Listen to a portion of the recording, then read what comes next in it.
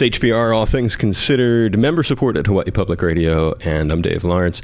Thank you so much for joining us. We're thrilled because over the last, I can't remember when this gentleman and I first spoke. It's Engelbert Humperdinck, who is doing his 2 nights this weekend, Saturday and Sunday at the Hawaii Theater. It was in the last couple of months, I guess, we did our first phoner, but I really, really appreciated it. You told some stories that a lot of people who were listening commented on, and it was really just one of those kind of memorable interviews, made quite an impression on people. Thank you so much for taking time to join us here in Honolulu.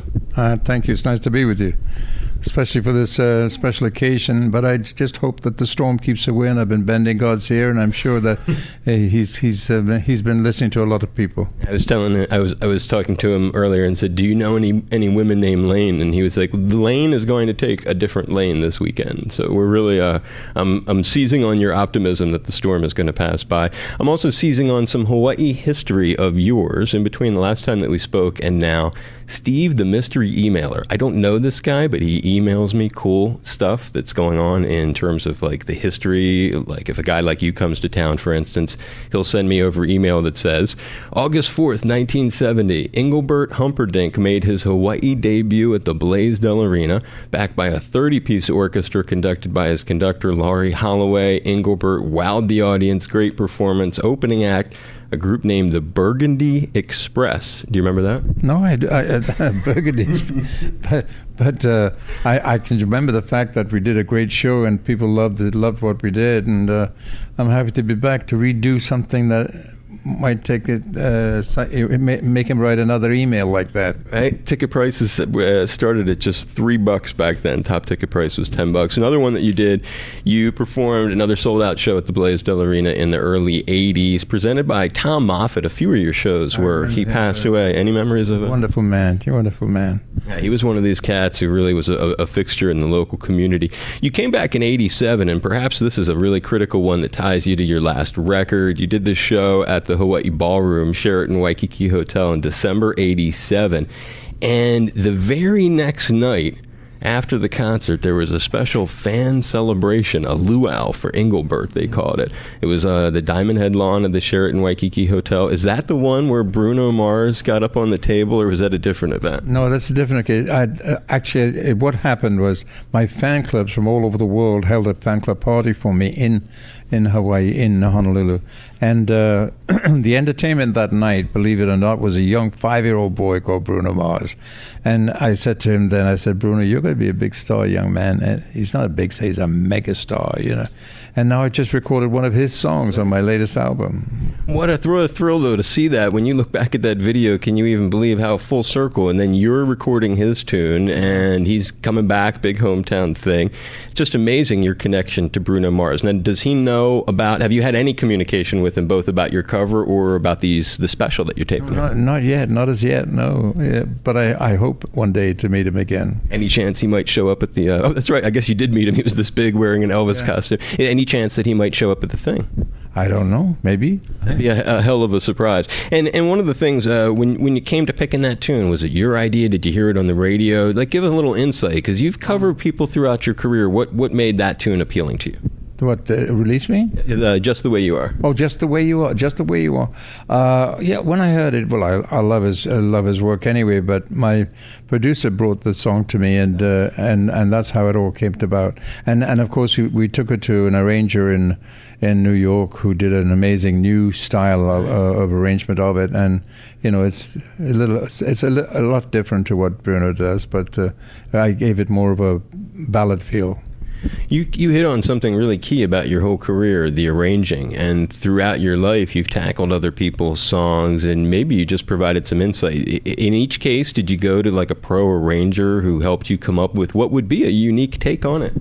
Well, arrangers are one of the most important people because they're the backbone to the song that they're going to put out. But I've worked with some great arrangers in my life, you know, and Johnny Harris is one of them. I don't know whether you know him, and Les Reed and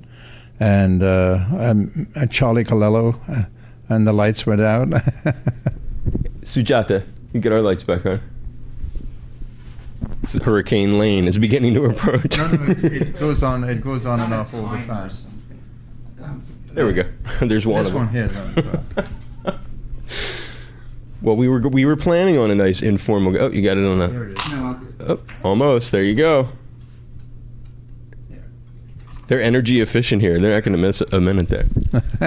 And so yeah, the arranging, you're saying, so it was a really critical thing. And these days, like when you did the last record, was it one guy who you go to lean on for this stuff? Depending on the composition, are there different kinds of people you think could handle it better?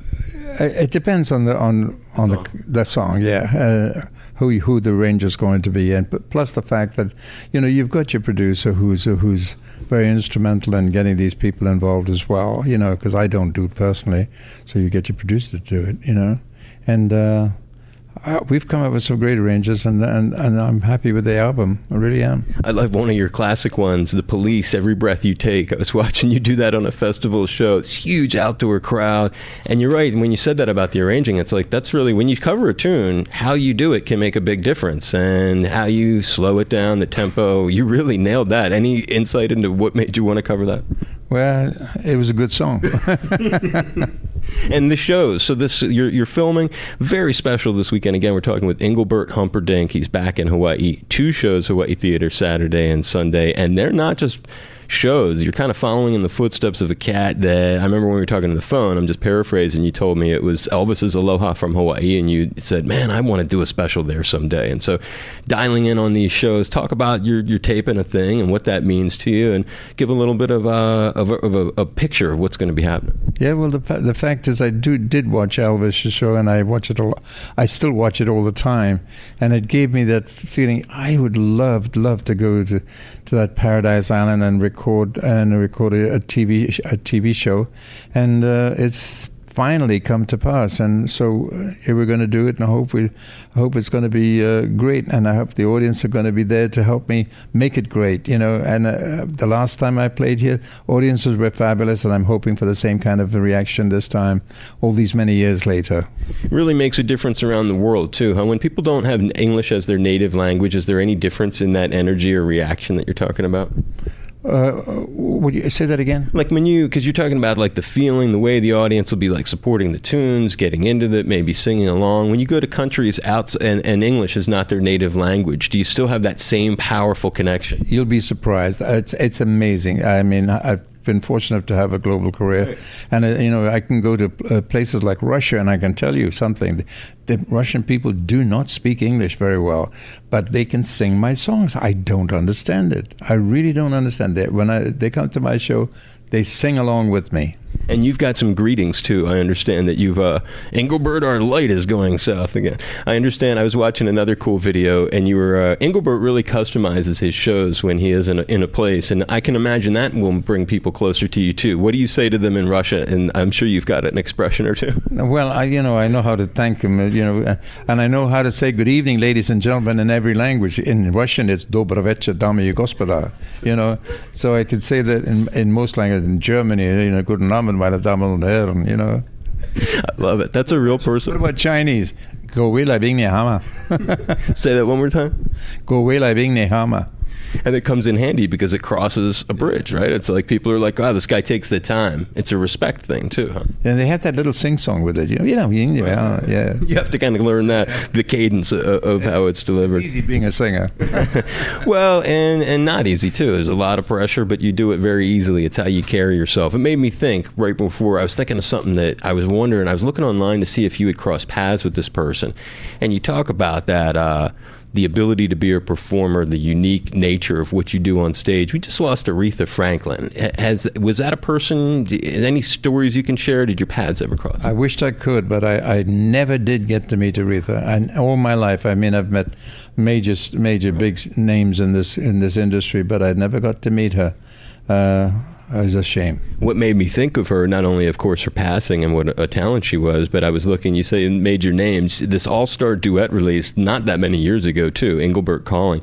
Elton John, or Sir Elton John rather, Johnny Mathis, Willie Nelson, Olivia Newton-John, Cliff Richard, another Sir Cliff Richard, Smokey Robinson, Kenny Rogers, Neil Sedaka, Gene Simmons, Dionne Warwick. Those are just some of the names. Yeah. These are people, what? Again, is it a producer who comes to you, or do you say, man, I got to have Gene Simmons from Kiss? I mean, what makes you drive to get these people? Well, actually, you approach these people, and when we approached Gene Simmons, he just said yes immediately. I couldn't understand it, because he's so foreign different to my style of music, But he was so great in the studio. He was friendly, and he helped me in a lots of ways, made me feel comfortable.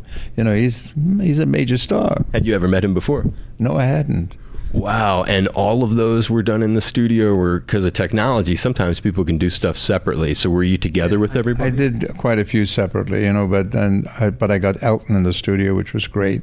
Oh, he's wonderful. He's magic. And that goes back a long time. It does, yeah. I've known Elton a long time. And what, like 1970 approximately? When was the? When I met him? Oh, prior to that. Before we all had names, when we used to hang out in coffee bars in the Tin Pan Alley in London, looking for work, And that was when you were you Jerry Dorsey yet, or? Jerry then, yeah, I was Jerry then. So that's a long time ago. What was it that you did? I never heard, like, what's the Jerry Lewis, like when I think of, because that's how it happened, right? It was, you were Arnold George Dorsey and you became Jerry Dorsey because of your Jerry Lewis impersonation. Yeah, in the early days, you had to do something other than sing to get work when I was first starting in the business. And so I did impressions, and there were very few people I did impressions of. One of them was Jerry Lewis, the other was Dean Martin, and I did an impression of, who else was it now? We had a guy called Frankie Vaughan in England who was wonderful, I used to do an impression of him, Sammy Davis. And but that's just a few, and that's how I made a living in the early days. But now I've recorded so many songs and so many albums that, my stage act is taken up doing the songs that people hear on the disc. No, that leads me to my final question for you, and then I'll let you go because you've been very generous and given me some time here today. When you think of the songs that you go to play on your show, is there one when you like to sing the words, maybe it makes you feel like sometimes songs are just part of your job, you've got to do them. Other songs you have a more personal attachment to, maybe there's a story behind it, or just when you sing it today in your current version of yourself, it makes you feel like, wow, my voice still just wraps around this thing so nice. Is there one that really you like? Well, it's sometimes I sing songs that don't belong to me. Like, for instance, I've put a song, there's a song on my show I've never recorded, and it was written by one of the greatest people in show business, Paul Simon. I do Bridge Over Troubled Waters. And my rendition gets a tremendous reaction, and it amazes me, because I haven't recorded it, and it's just fresh off the bat. And it comes over great. That's one of the great songs I like to sing in the show. In my show.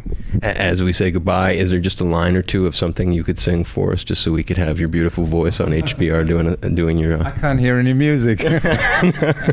No, I know how that goes, and that's great that's a song that shows a real connection. That you take a song that you're saying is not recorded on any record, but is one that people know, and when you break it out live, it kind of stuns them, and there's a genuine connection. Well, it's the magic that you do yourself on stage.